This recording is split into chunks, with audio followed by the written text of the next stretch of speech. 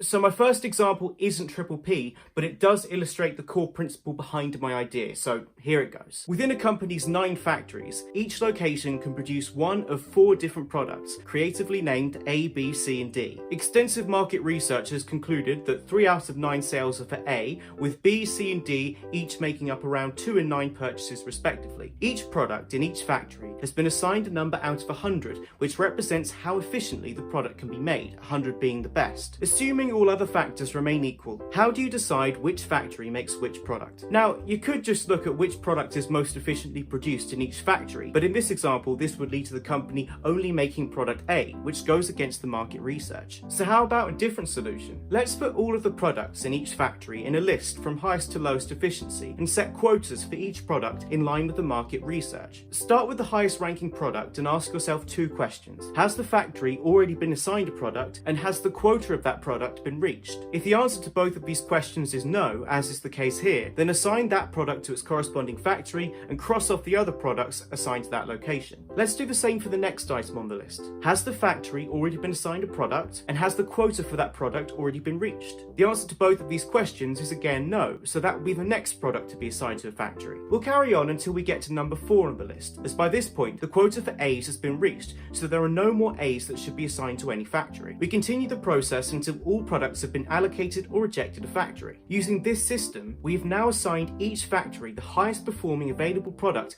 without breaching the proportions set out by the market research. Now in reality, the company will have many other factors to consider when deciding where should they manufacture each product, so this scenario is unlikely to occur. Nevertheless, what if we instead applied this selection method to something where proportionality is arguably the most important factor in the sample selection, like voting? In the Republic of Spaceland for short, the citizens want to decide their new leader. There are 5 parties to choose from: Martian, astronauts, black hole, zero gravity, and rocket, as well as some independents that stand in a random selection of the 25 available constituencies. Rocket is a fringe party on the far left that gets some strong support in a few seats but does poorly overall. Martian, the left to centre left party, is widely expected to win a landslide, partly due to general strong support, but also out of fear of the far right black hole party taking power. Astronauts are centrist and tend to perform decently in elections, but will likely have their vote share collapse through tactical voting in general unpopularity. The centre-right party Zero Gravity has some localised support, but doesn't have the resources to stand everywhere, or have the name recognition to be an effective challenger outside of a few target seats. Black Hole, once the party of all the political right, has now been captured by a fringe leadership, with the moderates of the party instead switching mostly to Zero Gravity. It's effectively a right-wing equivalent of Rocket, but one that's far better adapted to plurality voting through not having a significant spoiler on their wing of the political spectrum. They could do well in a large number of seats, but outside of their strongholds they are deeply unpopular. The independent candidates represent all sides of the political spectrum, but none of them have any realistic chance of winning a seat. To prevent Black Hole from taking power, Rocket stands down candidates in seats where the Martians are in close marginals with the far-right party. As well as this, Astronaut and Zero Gravity each stand down candidates in seats where one of the two will be the likely challenger to the Martians.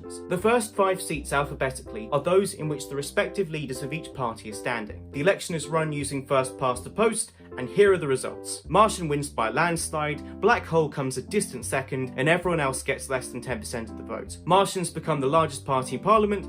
They also become the smallest party in Parliament, as out of the 25 available seats, the Martians win 25. Rather ironically, fear of extremism, among other factors, means Spaceland has now created a one-party state. And if you're among the 45% of people that didn't vote Martian, you get absolutely no representation whatsoever. First past the post doesn't work, we need to try something different. So let's tackle this problem in a similar way to how we solved the factory situation earlier, but with a few changes. Also, let's give it a cool name: proportional past the post. In this election, each voter gets 2 votes. The party vote determines a quota of how many seats each party can win, and the candidate vote determines which candidates in each party become MPs. The voting itself is similar to AMS in Wales, but Triple P doesn't create 2 types of MP or rely on plurality voting. The national vote share each party gets of the party vote reflects that percentage of Parliament expressed as seats rounded up to the nearest whole number. Examples are on the screen now. This is the mathematical way of obtaining the quotas, like what we had earlier. We're going to do the same thing we did in the factory problem with ranking, in this case, candidates, but instead of using using efficiency scores,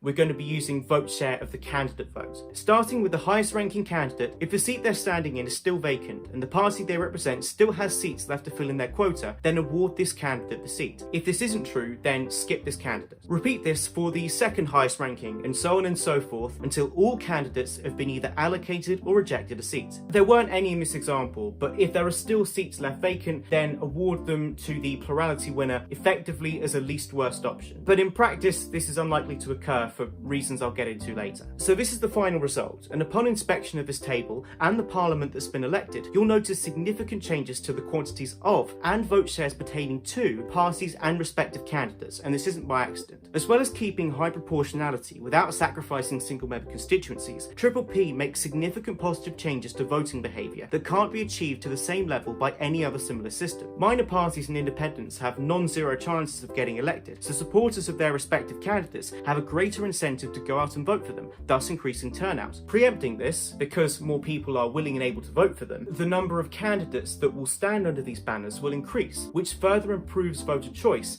and will improve future turnout slightly more still. Secondly, now there's no longer a need to be a broad church and the core vote strategy becomes the norm. Big parties like the Martians will have breakaway factions that can now stand on their own, knowing they have a viable pathway to getting elected. The splitting of tickets requires candidates to be liked on an individual basis, as opposed to being just tied to the popularity of their party. This means that MPs that get elected within each party aren't necessarily the ones with the most partisan support. The fourth and most significant change is to tactical voting, or rather lack thereof. Winning is no longer necessarily based on guessing pluralities, so any of these messages on screen become completely redundant. This means that the plurality winners that do get elected, around 82% in 2019, win their seats off of actually being popular as opposed to just scraping by on wafer-thin majorities. In a real election, here's what you need to know to tactically vote in first past the post, and here's what you need in P. So TLDR, don't worry about tactical voting. Here are the results by party and by seat. Using P,